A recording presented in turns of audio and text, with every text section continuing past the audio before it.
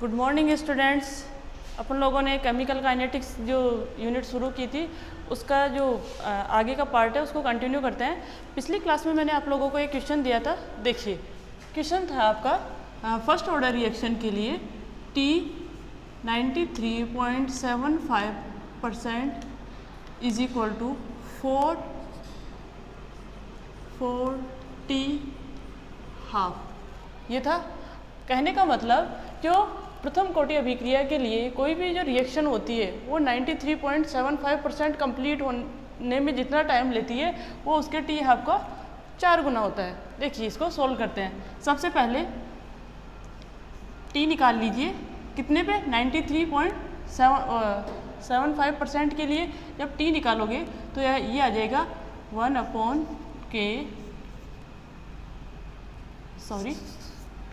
2.303 upon के log initial concentration और ये हो जाएगी आपकी टी टाइम पे कंसंट्रेशन। ठीक है, तो देखिए यहाँ पे अगर आप वैल्यूज़ पुट करते हो तो ये आएगी आपके पास 2.303 अपॉन के। ठीक है, log अब अपने को ए नॉट और ए टी की वैल्यू रखनी है। देखिए ये है आपका ए नोट, तो देखिए ए नोट की वैल्यू कितनी हो जाएगी। मैंने आप लोगों को पहले भी बताया कि अगर आप ए नोट की वैल्यू कितनी रखते हो 1। ठीक है, एक के हिसाब से करेंगे, ये तो परसेंटेज के हिसाब से दे रखा है। तो 93.75% अगर कंप्लीट हो जाएगी तो देखिए बचेगी कितनी, एक में से कितना घटाना है -0.9375, ये लेस कर दो तो कितना बच जाएगा आपके पास, ये बचेगा 0.0625 ये बचेगा।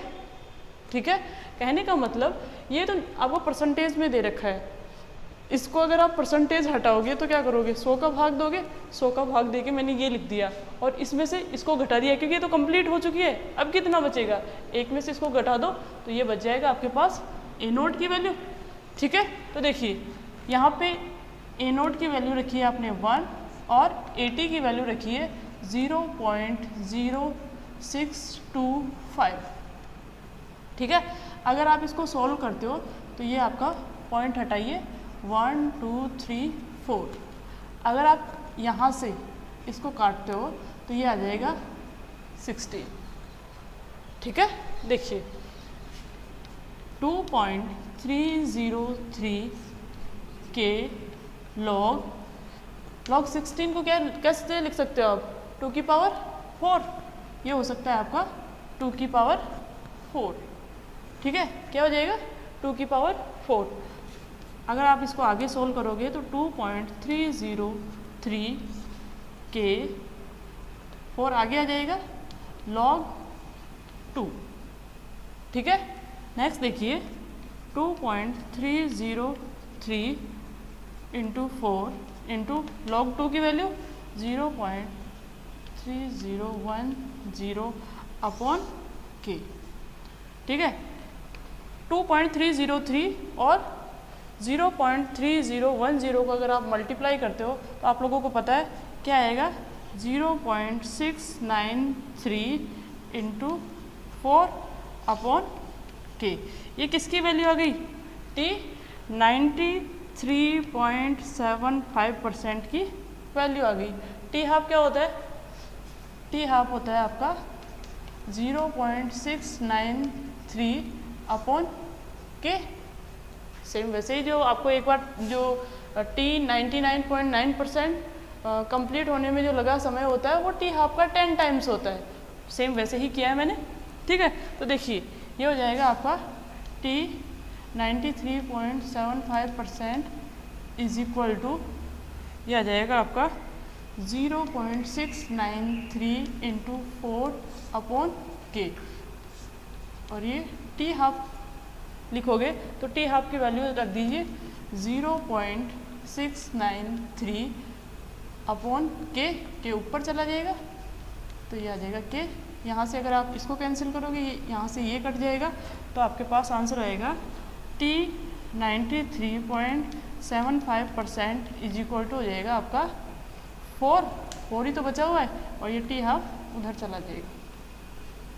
कहने का मतलब प्रथम कोटि अभिक्रिया में अभिक्रिया के 93.75% जो आपका कंप्लीट होने में जो लगा हुआ समय होता है वो टी हाफ मतलब अर्ध आयु का 4 गुना होता है। ठीक है, यहाँ पे सबसे इम्पोर्टेंट चीज़ होती है यहाँ पे ये वैल्यूज़ रखना, ए नोट और ए टी की वैल्यू, बाकी तो आप लोग वैसे भी कर लोगे। हमेशा ध्यान रखना ए नोट क्या होता है आपका इनिशियल कंसंट्रेशन ऑफ रिएक्टेंट, अभिकारक की प्रारंभिक सांद्रता। ए टी क्या होता है आपका टी टाइम पर अभिकारक की सांद्रता, मतलब जो concentration of reactant at T time. ठीक है, तो कहने का मतलब जो प्रोडक्ट में कन्वर्ट हो चुकी है उसको अगर आप घटाओगे, इनिशियल में से जो प्रोडक्ट में कन्वर्ट हो चुकी है उसको घटाओगे तो आपके पास क्या आ जाएगा ए टी। तो अगर आप लोगों ने ए नोट और ए टी की वैल्यूज सही रखी है तो आपका आंसर आ जाएगा। अदरवाइज अगर ये जो वैल्यूज अगर गलत रखी है तो फिर आंसर गलत होने के चांसेस हो जाएंगे। तो ध्यान रखना, इम्पॉर्टेंट चीज़ ये है कि फॉर्मूला कौन सा लगेगा और उस फॉर्मूले में आपको वैल्यूज़ कैसे पुट करनी है, बाकी आपका क्वेश्चन आगे सॉल्व हो जाएगा। ठीक है, तो नेक्स्ट देखिए आप,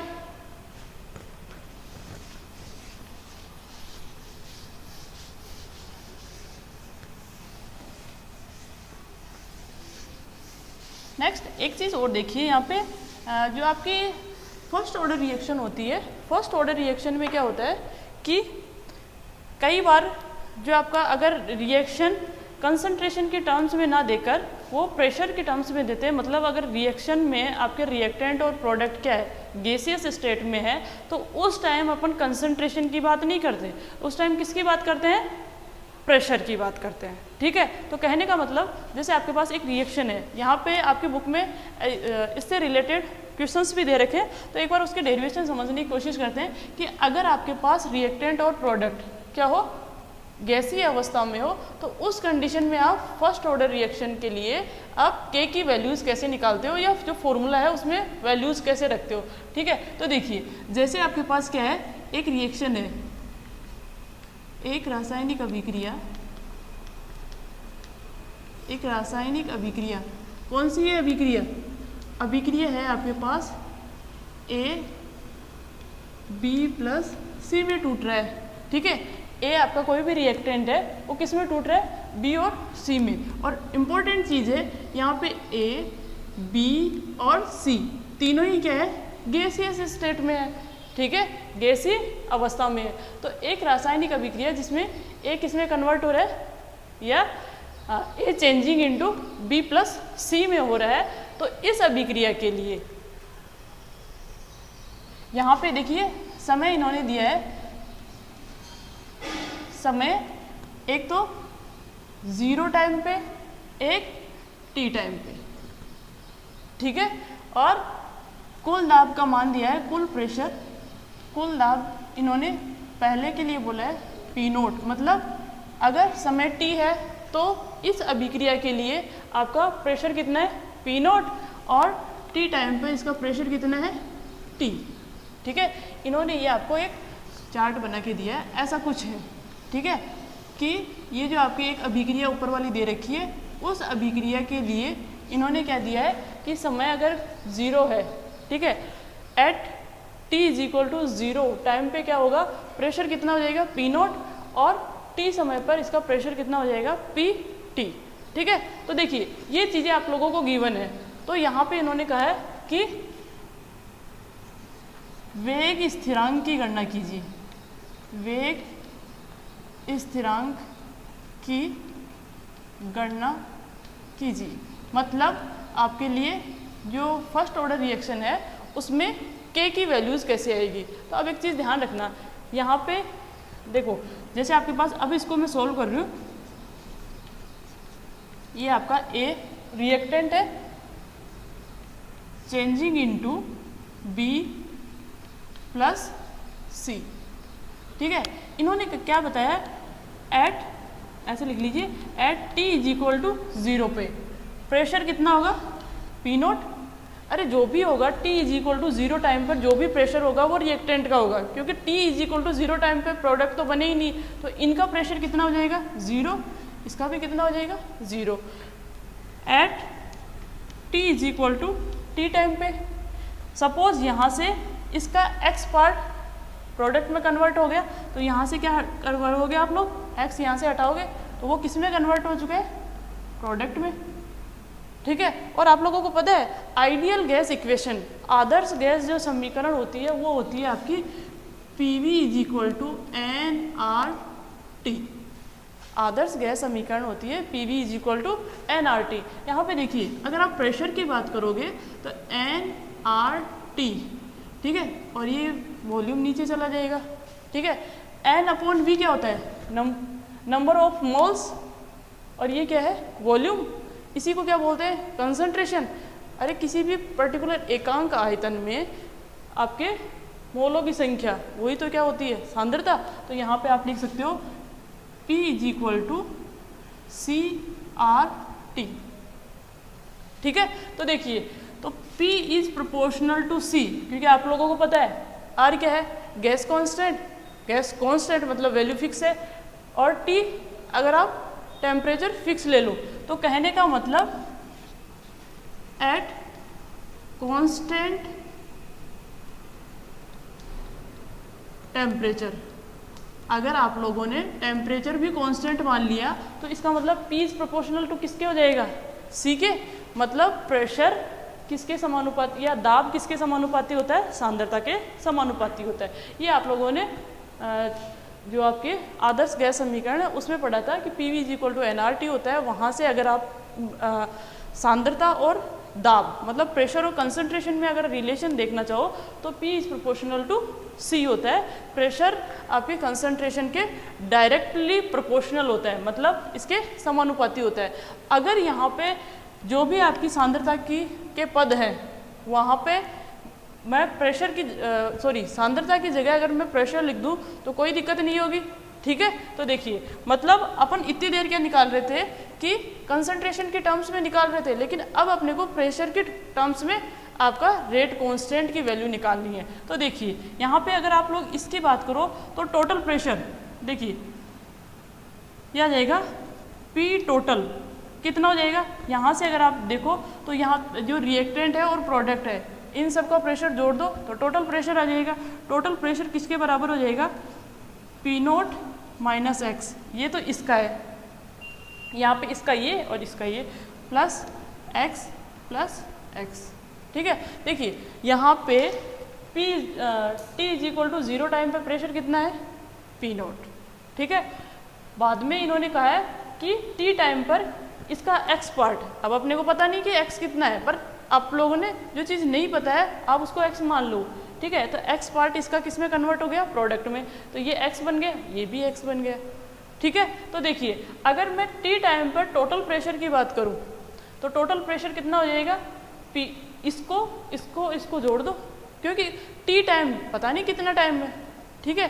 तो उस टाइम क्या है रिएक्टेंट के कुछ अमाउंट्स तो बनी होगी, तो कहने का मतलब उस टाइम उसमें रिएक्टेंट और प्रोडक्ट दोनों की दोनों के जो प्रेशर है जो आपके पार्शियल प्रेशर जिसको आप क्या बोलते हो आंशिक जो दाब है उन सबको जोड़ दोगे तो टोटल प्रेशर आ जाएगा, ठीक है। तो देखिए यहाँ से P टोटल कितना हो जाएगा आपका, ये हो जाएगा P0 प्लस एक्स हो जाएगा।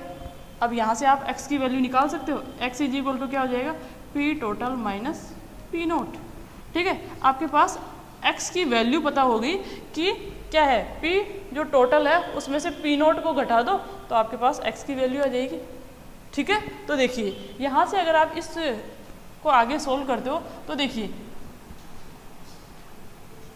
K इज इक्वल टू क्या लिखते हो आप 2.303 upon T log A0 upon AT, ये लिखते हो, ठीक है।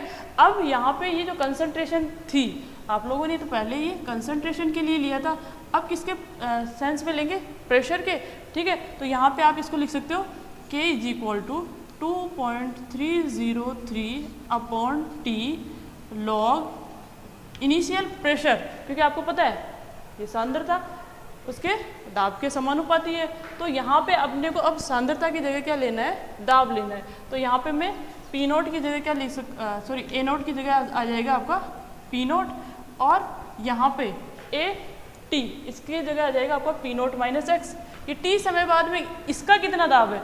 हमेशा जब भी रेट कांस्टेंट निकालते हो हमेशा ध्यान रखना आपकी जो रिएक्टेंट की जो कॉन्सेंट्रेशन है एट 0 टाइम और एट टी टाइम, बस केवल यही काम आती है, ठीक है। तो यहाँ पे आप लोगों क्या लिखोगे, ये हो जाएगा पी नोट माइनस एक्स, ये आ जाएगा आपका, ठीक है। देखिए मैंने कुछ भी नहीं किया है, बस यहाँ पे सांद्रता के जो पद थे उसको प्रेशर से रिप्लेस किया है। मतलब जो सांद्रता के जो भी पद आते हैं इस इक्वेशन में, क्योंकि आप लोगों को ये तो पता है ही, ये जो आपके सांद्रता के पद हैं उसमें मैंने क्या लिखा है, आपका प्रेशर लिखा है। इसका इनिशियल प्रेशर कितना है और टी टाइम पर प्रेशर कितना है, केवल वो लिखना है, ठीक है। तो देखिए अगर आप इसको, अब देखिए x अपने को नहीं पता, लेकिन यहाँ से अपन ने x की वैल्यू निकाल ली है, तो ये x की वैल्यू वहाँ रख दीजिए, तो आपके पास आएगा 2.303 upon T log P naught upon P note. x की वैल्यू कितनी है, P T minus P note, ये है आपकी P T minus P note, ठीक है। तो देखिए ये आ जाएगा आपका 2.303 upon T log P naught upon, अब देखिए अगर आप यहाँ से ब्रैकेट हटाओगे तो ये तो प्लस का हो जाएगा, ये माइनस का, तो ये हो जाएगा 2p note minus P T. तो ये आ गया आपके पास k की वैल्यू, ठीक है। कहने का मतलब अगर इस इक्वेशन के लिए आप लोगों को k निकालना पड़े, ठीक है, या तो ये तो आपका क्या है डेरिवेशन के साथ बताया मैंने, अगर कोई किसी भी न्यूमेरिकल में ये बताए कि ऐसी कोई रासायनिक अभिक्रिया है उसमें आप लोगों के पास इनिशियल जो प्रेशर है वो पी नोट है, ठीक है, टोटल प्रेशर कितना है पी टी है, तो उसके लिए वेग स्थिरांक की गणना कीजिए, ठीक है। तो आप लोग यहाँ से क्वेश्चन सॉल्व कर सकते हो, ध्यान रखना इसका, ठीक है। तो देखिए यहाँ पे अगर ये बताया गया है कि आपके पास इनिशियल कंसंट्रेशन या फिर जो भी आपका रिएक्टेंट्स हैं उसकी कंसंट्रेशन की जगह आप लोगों को प्रेशर दे रखा हो, तो आप क्वेश्चन को कैसे सॉल्व करोगे वो आपको मैंने बता दिया है, ठीक है। नेक्स्ट देखिए,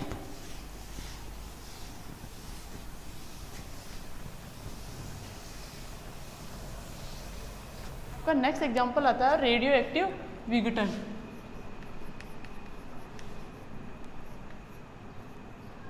रेडियो एक्टिव विघटन, देखिए रेडियो एक्टिव विघटन का मतलब क्या होता है, वे रासायनिक अभिक्रियाएं जिनमें कोई भी भारी नाभिक 2 या 2 से अधिक हल्के नाभिकों में टूट जाता है वही क्या कहलाता है आपका रेडियो एक्टिव विघटन। और रेडियो एक्टिव जो विघटन होता है वो क्या होती है, आपके प्रथम कोटि की अभिक्रियाएं होती है। और आप लोगों को ये भी पता है कि प्रथम कोटि की अभिक्रिया कभी भी कंप्लीट नहीं होती है, मतलब first order reaction never go to completion. कहने का मतलब इनका जो रेट होता है या जो वेग होता है वो समय के साथ बहुत कम होता चला जाएगा, लेकिन कभी भी जीरो नहीं होता। मतलब ऐसे नहीं कि भाई एक टाइम पे आपके रिएक्शन कंप्लीट हो गई है, वो कंटिन्यू धीरे धीरे कम होता रहता है और लास्ट में जाके नेग्लिजिबल हो जाता है, लेकिन कभी ज़ीरो नहीं होता है या फिर अभिक्रिया कभी भी कंप्लीट नहीं होती है। तभी तो आप लोगों को पता हो तो बोलते हैं कि जो रेडियो एक्टिव विकिरणें होती है या कहीं पे अगर रेडियो एक्टिव विघटन हो चुका है तो फिर उसके बाद में क्या होता है, वहाँ पे जो रेडियस जो होती है वो कंटिन्यू निकलती रहती है, वो कभी भी ख़त्म नहीं होती है, ठीक है। हाँ, उनकी जो निकलने की जो रेट है वो टाइम के साथ डिक्रीज होती जाती है, समय के साथ कम होती जाती है, लेकिन कभी भी कंप्लीट नहीं होती। तो देखिए यहाँ पे अगर आप प्रथम ये रेडियो एक्टिव विघटन की बात करो तो यहाँ पे इनके लिए लिखा जाता है lambda is equal to 2.303 upon T log N naught upon N T, N naught upon N T. यहाँ पे जो आप फर्स्ट ऑर्डर रिएक्शंस में के की जो वैल्यू निकालते हो वहाँ पे के की जगह यहाँ पे क्या काम में लिया जाता है, लैम्डा, ये भी स्थिरांक है, ठीक है। इसको क्या बोलते हैं, क्षयांक, डीके कांस्टेंट, क्षयांक या विघटन स्थिरांक। क्या बोलते हो, विघटन स्थिरांक। क्योंकि क्वेश्चन में ये पूछ ले कि एक आपके नाभिकीय विघटन की अभिक्रिया जिसमें आपके उसके परमाणुओं की प्रारंभिक सांद्रता या फिर इतने मोल लिए गए हैं, इतने ग्राम लिए गए हैं, टी समय पश्चात इसका इतना बच जाता है, तो उसके लिए क्षयांक की गणना कीजिए। तो अब ये नहीं आप पता है कि ये क्षयांक क्या होता है। क्षयांक कुछ नहीं है, ये आपके एक तरीके से वेग स्थिरांक है। किसके लिए, आपके रेडियो एक्टिव विघटन के लिए, ठीक है। और इसमें देखिए एन नोट क्या है, प्रारंभ में नाभिकीय पदार्थ की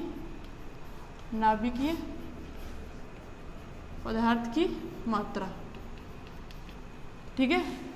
एन टी क्या है, टी समय पश्चात नाभिकीय पदार्थ की मात्रा। बस केवल लिखने का तरीका बदला है, वैसे कि वैसे ही रिएक्शन है, ठीक है। ये आपका क्या है, रेट कांस्टेंट, जिसको आप यहाँ पे पर्टिकुलर क्या बोलते हो, क्षयांक या डीके कांस्टेंट बोलते हो। और ये एन नॉट क्या है, आपका प्रारंभिक सांद्रता है। नाभिकीय पदार्थ के लिए ये टी समय पे पश्चात सांद्रता है। नेक्स्ट देखिए आपका इसके लिए टी हाफ क्या होगा, टी हाफ कितना हो जाएगा, 0.693 अपॉन लैम्डा। क्योंकि आप लोग लैम्डा क्या मान रहे हो, के की जगह लैम्डा से रिप्लेस कर रहे हो। के को किससे रिप्लेस कर रहे हो, लैम्डा से। तो कहने का मतलब जहाँ पे वो रेट कांस्टेंट की बात आ रही थी, यहाँ पे किसकी बात आएगी, केवल क्षयांक की। तो क्वेश्चन में अगर मतलब वो ये पूछे कि किसी भी रेडियो एक्टिव पदार्थ के लिए इनिशियल कंसंट्रेशन ये है, उसके टी टाइम पे कंसंट्रेशन ये है, तो उसके लिए लैम्डा की वैल्यू कैलकुलेट कीजिए या फिर क्षयांक की गणना कीजिए, तो कन्फ्यूज नहीं होना है, ठीक है। तो ये हो गई आपके क्या, नाभिकीय विघटन की अभिक्रियाएं। और एक चीज़ ये भी देख लीजिए, लैम्डा की आपकी यूनिट क्या होगी, वही जो के की यूनिट होती है, क्या हो जाएगी, समय का इन्वर्स, ठीक है। तो इसको भी एक बार ध्यान में रखना। नेक्स्ट देखिए, यहाँ पे आप लोगों की जो शून्य कोटि की अभिक्रियाएं और प्रथम कोटि की जो अभिक्रियाएं हैं वो कंप्लीट हो चुकी है। इसके बाद में यहाँ पे एक बार शून्य कोटि की अभिक्रियाएं और प्रथम कोटि की जो अभिक्रियाएं हैं उनको एक साथ लिख लेते हैं, ताकि अपने को यहाँ से कंपैरिजन पता हो सके। कहने का मतलब यहाँ पे मैं ये लिख रही हूँ, एक टेबल बना रही हूँ, ध्यान देना। यहाँ पे मैंने लिखी है इसकी कोटि, कोई भी रिएक्शन है उसकी कोटि क्या होगी, उसकी अवकलित वेग समीकरण क्या होगी, अवकलित वेग समीकरण क्या होगी, फिर उसकी समाकलित वेग समीकरण क्या होगी, समाकलित वेग समीकरण। उसके लिए अर्ध आयु का मान क्या होगा, और नेक्स्ट आएगा आपके यहाँ पे यूनिट या जो मात्रक है वो क्या क्या यूज में लेते हो, किसके मात्रक, के मात्रक, ठीक है। तो ये यूनिट की बात करेंगे, ठीक है। तो देखिए, अगर आपके पास शून्य कोटि की अभिक्रिया है, ठीक है, कौन सी अभिक्रिया है, शून्य कोटि की अभिक्रिया है, तो इसके लिए अपने को ये सारी वैल्यूज लिखनी है। शून्य कोटि अभिक्रिया के लिए अवकलित वेग समीकरण क्या हो जाएगी, dA upon dt is equal to K naught, ठीक है। यही तो थी, एक आपका रिएक्टेंट किस में कन्वर्ट हो रहा है, प्रोडक्ट में। आप यहाँ पे इसके लिए अवकलित वेग समीकरण कैसे लिखते हो, dA अपॉन dt, और ये आपका नेगेटिव साइन, क्योंकि रिएक्टेंट के सेंस में है तो नेगेटिव साइन आएगा। यहाँ पे ये इसकी कंसंट्रेशन पे डिपेंड नहीं करता, 0, तो 0 का मतलब 1, और 1 को यहाँ लिखते नहीं है, तो यहाँ पे कई ये ऐसे लिखा हुआ होता है। अब एक चीज़ देखिए, कई बार इसी इक्वेशन को ऐसे भी लिखा हुआ होता है, dA upon dt is equal to minus K, एक ही बात है, नेगेटिव साइन को मैंने इधर ले लिया, कोई फर्क नहीं पड़ता, ठीक है। अब देखिए, ये dA अपॉन dt क्या है, आपके कंसंट्रेशन में समय के साथ कितना चेंज आ रहा है, इसी को कई बार dx/dt भी लिखा हुआ होता है, तो ध्यान रखना। इसके लिए देखिए समाकलित वेग समीकरण क्या बनेगी, समाकलित ये आपका ये इक्वेशन आ गई। समाकलित वेग समीकरण क्या आएगी, k = आता है x/t, और इसी को आप लोग लिखते हो a0 - at/t। ठीक है, ये क्या आती है आपके पास, समाकलित वेग समीकरण आ जाएगी इसके लिए। ठीक है, नेक्स्ट देखिए इसके लिए अर्धआयु का मान कितना आता है, t½ = a0/2k, यही आता है। ठीक है, नेक्स्ट देखिए आपके पास यूनिट किसकी, k की यूनिट क्या आती है आपके पास, मोल लीटर इनवर्स समय इनवर्स। ठीक है, ये सारी चीज़ें आप लोगों को बता रखी है, केवल आप लोगों को सारी चीज़ों को एक साथ एक जगह लेके आना है। ठीक है, तो शून्य कोटि अभिक्रिया के लिए अवकलित वेग समीकरण ये होती है, समाकलित वेग समीकरण ये होती है, और अर्धआयु का मान ये होगा। और यहाँ पे देखिए उसके k की यूनिट, k क्या है आपका, रेट कांस्टेंट, उसकी यूनिट आ जाएगी आपका मोल पर लीटर समय का इनवर्स। ठीक है, नेक्स्ट देखिए आपके पास प्रथम कोटि की अभिक्रिया के लिए क्या आएगा, ये आपके प्रथम कोटि की अभिक्रिया, प्रथम कोटि की अभिक्रिया है, तो उसके लिए जो अवकलित वेग समीकरण है वो ऐसा कुछ होगा कि एक ही कंसंट्रेशन। ठीक है, यहाँ पे ये आपका, इसी को आप ऐसे लिख सकते हो dA/dt = -KA, ये भी लिख सकते हो। ठीक है, तो ये क्या आ जाएगा आपके पास, अवकलित वेग समीकरण बोलते हैं इसको। ठीक है, नेक्स्ट आपके पास यहाँ पे अगर आप समाकलित वेग समीकरण की बात करो तो k = आ जाएगा 2.303/t log a0/at। ये क्या है, प्रथम कोटि अभिक्रिया के लिए समाकलित वेग समीकरण है। ठीक है, नेक्स्ट देखिए आप, इसके लिए जो t½ है उसकी वैल्यू कितनी आती है, 0.693/k, और यहाँ पे k की जो यूनिट्स आती है वो आती है आपका टाइम का इन्वर्स। क्या आता है आपका, टाइम का इन्वर्स। तो देखिए ये आपके अभी तक जो आप लोगों ने शून्य कोटि की अभिक्रिया और प्रथम कोटि की अभिक्रिया जो पढ़ी है उसको सारों को मैंने समराइज किया है कि यहाँ पे वो क्वेश्चन में ये पूछते हैं कि आपका शून्य कोटि अभिक्रिया के लिए अवकलित वेग समीकरण, तो ये अवकलित वेग समीकरण बोलते हैं इनको। ये समाकलित वेग समीकरण, ये आपके t½ की वैल्यूज आ गई। ठीक है, इनके लिए यूनिट्स का मान क्या होगा, तो और साथ ही साथ में आप लोगों को इनके ग्राफ भी पता होने चाहिए। देखिए एक बार इनके ग्राफ यहाँ प्लॉट करने की कोशिश करते हैं, देखो वो कैसे बनेंगे। देखिए अगर यहाँ पे आप लोग किसमें, देखो ग्राफ में थोड़े छोटे बना रहे हो, बस केवल आप लोगों को पता है, केवल आप लोगों को यहाँ पे रिवाइज करवाने के लिए। देखिए अगर आप x और t में अगर आप ग्राफ खींचते हो तो ये स्ट्रेट लाइन आएगी विथ पॉजिटिव स्लोप। x क्या है, कंसंट्रेशन ऑफ प्रोडक्ट, यहाँ पे ये क्या है, x की जगह आप लिख सकते हो प्रोडक्ट की सांद्रता, और समय के बीच में अगर आप ग्राफ प्लॉट करते हो तो ये सीधी रेखा आएगी। ठीक है, ऐसे ही आप रिएक्टेंट की जो कंसंट्रेशन है, रिएक्टेंट को हम क्या मान रहे हो, वो A, और समय के साथ अगर आप ग्राफ प्लॉट करते हो तो ये आपके पास आता है ऐसा लीनियर आपका जो ग्राफ आएगा, लेकिन इसका जो स्लोप होगा वो क्या होगा, -k। ठीक है, और यहाँ पे ये वैल्यू आती है a0। ये सारी चीज़ें आप लोगों को पहले करवा रखी है। ठीक है, तो यहाँ पे जो आपके शून्य कोटि की अभिक्रिया है उसके लिए दो ग्राफ बताए थे, एक आपका प्रोडक्ट की सांद्रता और समय के साथ ग्राफ होगा वो ऐसा बनेगा, और रिएक्टेंट की सांद्रता और समय के साथ अगर ग्राफ खींचोगे तो वो ऐसा आएगा। सेम ऐसे ही यहाँ पे देखिए अगर आप क्या है t½ और इसमें इनिशियल कंसंट्रेशन में क्या करते हो, ग्राफ प्लॉट करते हो, ये क्या है आपका रिएक्टेंट की सांद्रता, तो इसमें जो ग्राफ आता है वो भी क्या आता है आपका लीनियर आएगा, मतलब ये इसके समानुपाती है।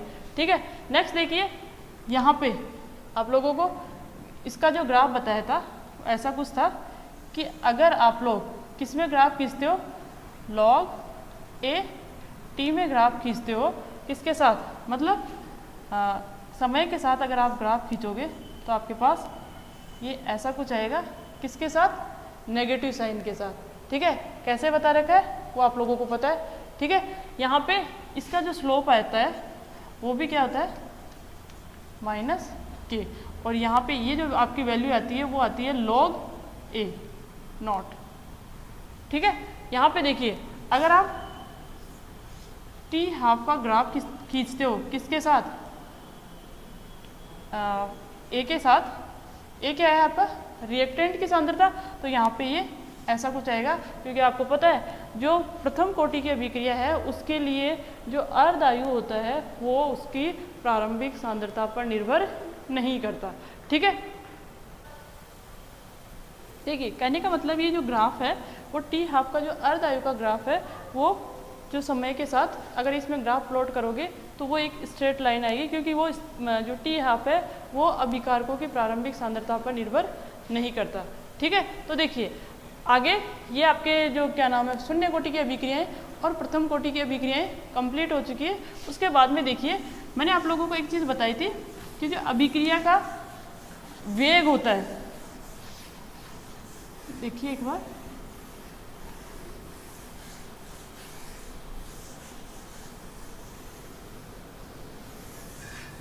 अभिक्रिया का वेग जो होता है वो किस किस पे डिपेंड करता है। सबसे पहले देखिए अभिक्रिया का वेग जो है वो लेसन के शुरू में बताया था कि अभिक्रिया वेग 8-10 कारकों पर डिपेंड करता है, और इसमें से प्रथम कोटि की अभिक्रिया और शून्य कोटि की जो अभिक्रियाएं होती है उसमें ये देखा जाता है कि जो आपका अभिक्रिया वेग है वो जनरली किस पे डिपेंड कर रहा है?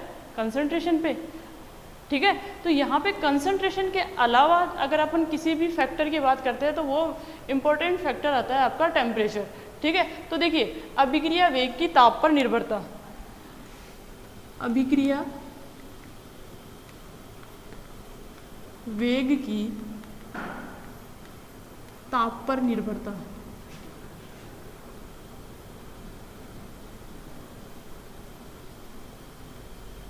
अभिक्रिया वेग की ताप पर निर्भरता। अब देखिए जनरली क्या कहा जाता है कि जो कोई भी रिएक्शन होती है उसमें अगर रिएक्शन का टेम्परेचर बढ़ा दिया जाए, अगर कोई भी रिएक्शन हो रही है उसमें रिएक्शन का अगर टेम्परेचर बढ़ा दिया जाए तो क्या होगा? अभिक्रिया फास्ट होती है। यही होता है अगर जनरली कोई भी रिएक्शन हो, ठीक है, तो उसमें अगर टेम्परेचर बढ़ा दिया जाएगा उसका तो क्या होती है? अभिक्रिया फास्ट होती है। ठीक है, और एक जनरल आइडिया है कि अगर आप अभिक्रिया कोई भी जो अभिक्रिया हो रही है उसका टेम्परेचर 10 डिग्री सेंटीग्रेड बढ़ा देते हो, अगर कोई भी अभिक्रिया हो रही है उसका टेम्परेचर आप 10 डिग्री सेंटीग्रेड अगर बढ़ा देते हो तो जो अभिक्रिया का जो रेट होता है या जो वेग होता है वो लगभग 2 से 3 गुना बढ़ जाता है। ठीक है, कहने का मतलब अगर आप लोगों ने कोई भी जैसे रिएक्शन ली है उसका टेम्परेचर आप लोगों ने मेंटेन कर रखा है 25 डिग्री सेंटीग्रेड, तो जो भी रेट आएगा वो आ जाएगा, वहाँ पे कैलकुलेट कर लीजिए। अगर आप वहाँ पे उसका रेट टेम्परेचर 35 डिग्री सेंटीग्रेड कर देते हो तो जो रेट आएगा वो 2 से 3 गुना बढ़ जाता है। अगर क्वेश्चन में 3 गुने के लिए बोला जाए तो ठीक है, अदरवाइज अपने को कितना मानना है? 2 गुना मानना है। ठीक है, तो जो भी अगर आपका पहले 25 डिग्री सेंटीग्रेड पर अगर वो x था तो अब 35 डिग्री सेंटीग्रेड पे कितना हो जाएगा? 2x हो जाएगा। कहने का मतलब किसी भी रासायनिक अभिक्रिया में टेम्परेचर इंक्रीज करने पर, रिएक्शन चाहे कैसी भी हो, कोई सी भी अभिक्रिया हो, ठीक है, अगर आप टेम्परेचर इंक्रीज कर रहे हो तो रेट ऑफ रिएक्शन भी बढ़ जाता है, और वो भी एक आइडिया के अकॉर्डिंग क्या होता है कि लगभग 2 गुना हो जाता है। 10 डिग्री सेंटीग्रेड टेम्परेचर इंक्रीज करने पर अभिक्रिया का जो वेग होता है वो कितना हो जाता है? लगभग 2 गुना हो जाता है। तो यहाँ पे देखिए अगर मैं यहाँ पे ये बात करूँ कि जैसे आपके पास क्या है, और एक चीज़ यहाँ पे ध्यान रखना, अभिक्रिया का वेग नियतांक बढ़ेगा तो अभिक्रिया का वेग भी बढ़ेगा, क्योंकि किसी भी रासायनिक अभिक्रिया के लिए आप क्या लिखते हो? जो वेग लिखते हो R या जो रेट है इज इक्वल टू के, और यहाँ पे कंसंट्रेशन, ये कोई भी जो कंसंट्रेशन आती है उसके टर्म्स की बात की जा रही है। अगर मैं ये कहूँ कि ये तो कंसंट्रेशन तो आप लोगों ने क्या कर ली? कांस्टेंट मान ली, तो इसके मतलब ये जो रेट है वो इस पे, जो आपका अभिक्रिया का जो वेग नियतांक है वो इस पर डिपेंड करने लगे। एक तरीके से थोड़ी देर के लिए सोचना है, वैसे ये जनरली ये जो के होता है वो किस पर डिपेंड करता है, आप लोगों को पता होना चाहिए। मैंने शुरू में लिखा था कि ये जो के होता है वो किस पर डिपेंड करता है, टेम्परेचर पे। जो के है रेट कांस्टेंट वो किस पे डिपेंड करता है, टेम्परेचर पे। टेम्परेचर बढ़ाने पर ये बढ़ जाता है। इसको और डिटेल से आगे आर्यनीय समीकरण में पढ़ना है। केवल अभी यहाँ पे ये ध्यान रखिए, ये बढ़ जाएगा तो इसका मतलब ये भी बढ़ जाएगा। ताप बढ़ाने पर के की वैल्यू बढ़ती है, मतलब टेम्परेचर अगर आप बढ़ाओगे तो किसकी वैल्यू बढ़ती है, के की वैल्यू बढ़ती है। के का मान बढ़ जाएगा तो रेट तो वैसे ही बढ़ जाएगी। ठीक है, तो कहने का मतलब अगर आप टेम्परेचर इंक्रीज कर रहे हो, टेम्परेचर इंक्रीज करते ही के की वैल्यू बढ़ गई, के की वैल्यू बढ़ते ही अभिक्रिया का वेग बढ़ गया। तो देखिए अगर आप लोग ये देख रहे हो कि किसी भी टाइम टी पर at T is equal to T time पे, यहाँ पे अगर आपके पास रेट कांस्टेंट को क्या मान लो, के टी ये मान लो, और at T is equal to T plus 10। ठीक है, टी इज इक्वल टू कितने टाइम पे, या फिर इसको ऐसे मत देखो, अब इसको एक दूसरे तरीके से इजी वे में समझने की कोशिश करते हैं। देखिए यहाँ पे अपने को ये देखना है कि टेम्परेचर की बात कर रहे हैं तो टाइम को अभी इग्नोर मारो, वैसे भी समझ सकते हो लेकिन ये सही नहीं है। देखो इजी तरीके से अगर आप इसको समझने की कोशिश करेंगे, यहाँ पे क्या होता है कि जो भी आप लोगों ने टेम्परेचर लिया है, ठीक है, यहाँ पे मैं टी किसके लिए यूज़ कर रही हूँ, टेम्परेचर के लिए, तो टी प्लस 10 डिग्री सेंटीग्रेड। ठीक है, और ये क्या है आपका के टी डिग्री सेंटीग्रेड पे, टी डिग्री या टी टेम्परेचर पे यहाँ पे क्या है, वेग नियतांक का मान। ठीक है, और ये क्या है आपका टी प्लस 10, जैसे ये अगर आप लोगों ने 20 लिया है तो ये कितना हो जाएगा 30। तो 20 डिग्री सेंटीग्रेड पे वेग नियतांक का मान और 30 डिग्री सेंटीग्रेड पे, तो यहाँ पे टी और टी प्लस 10 डिग्री सेंटीग्रेड ताप पर अभिक्रिया वेग नियतांकों का जो मान होता है वो लगभग इक्वल टू नहीं लिख सकते इसको, लगभग कितना होता है ये 2 और 3, लगभग कितना होता है 2 और 3। और इसी को किससे रिप्रेजेंट करते हैं, म्यू से। और म्यू क्या होता है आपका, इसको बोला जाता है ताप गुणांक। क्या होता है ये, ताप गुणांक, टेम्परेचर कोफिशिएंट। ठीक है, क्या है ये, टेम्परेचर कोफिशिएंट।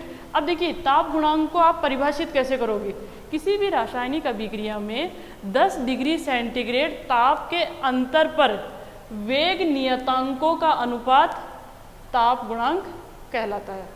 किसी भी रासायनिक अभिक्रिया में 10 डिग्री सेंटीग्रेड ताप के अंतर पर वेग नियतांकों का अनुपात ताप गुणांक कहलाता है। और जनरली इसके लिए ताप गुणांक के लिए जो मान आता है वो 2 से 3 के बीच में आता है। ठीक है, अगर कुछ भी मेंशन नहीं है तो आप लोग केवल 2 लिखोगे। ठीक है, अगर आप क्वेश्चन में मेंशन है कि वो 3 गुना हो जाता है तो उस हिसाब से करना है, लेकिन अगर कुछ नहीं दे रखा है तो क्या मानना है आपको, 2 मानना है। ठीक है, तो देखिए एक क्वेश्चन लिख रही हूँ मैं,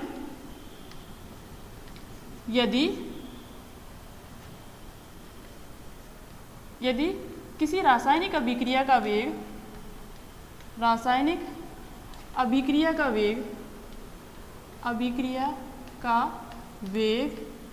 10 डिग्री सेंटीग्रेड ताप बढ़ाने पर 2 गुना हो जाता है, 2 गुना हो जाता है, तो 50 डिग्री सेंटीग्रेड ताप बढ़ाने पर अभिक्रिया वेग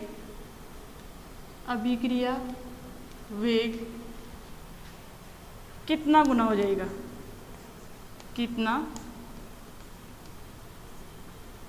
गुना हो जाएगा। देखिए यदि किसी रासायनिक अभिक्रिया का वेग 10 डिग्री सेंटीग्रेड ताप बढ़ाने पर 2 गुना हो जाता है, तो 50 डिग्री सेंटीग्रेड ताप बढ़ाने पर अभिक्रिया का वेग कितना गुना हो जाएगा। देखिए इसको सोल्व कैसे करने हैं। सपोज आप लोगों के पास यहाँ पे देखिए सॉल्यूशन लगाते हैं। कितना भी कोई भी टेम्परेचर हो, इन्होंने कहा कि अगर 10 डिग्री सेंटीग्रेड बढ़ा देते तो अभिक्रिया का वेग कितना हो जाएगा आपका, कितना हो जाएगा, 2 गुना। ठीक है, अब अपन ने जो भी इसका पहले जितना था उससे 50 डिग्री सेंटीग्रेड बढ़ा दिया, तो अब इसका मतलब ये नहीं है कि वो 5 गुना हो जाएगा, नहीं, मतलब 2 गुना कर रहे हैं फिर एक बार 2 गुना, ऐसे नहीं होता। ठीक है, ऐसे होगा ये, जैसे आप लोगों ने सपोज 0 डिग्री से शुरू कर दिया। ठीक है, 0 डिग्री से अगर आप लोगों ने क्या किया है, 10 डिग्री बढ़ा दिया, तो अब कितना हो जाएगा, 2 गुना। 10 से 20 कर रहे हो, फिर 2 गुना हो जाएगा।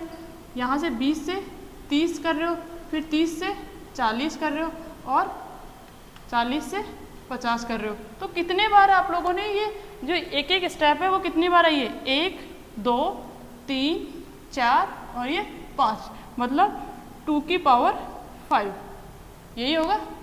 ठीक है, यहाँ पे अगर आप इसको सॉल्व करोगे 2 इंटू 2 इंटू 2, 5 बार हो गए, 1 2 3 4 5, ये ऐसे ही तो है, 5 बार बढ़ा दिया आप लोगों ने 10-10 के स्टेप में। ठीक है, तो यहाँ पे देखिए ये 4 गुना, पहले एक बार तो 2 गुना हो गया, फिर 4 गुना, फिर 8 गुना, फिर 16 गुना और फिर 32 गुना। तो कहने का मतलब अभिक्रिया का वेग पहले की तुलना में कितना हो जाएगा, 32 टाइम्स इंक्रीज हो जाएगा।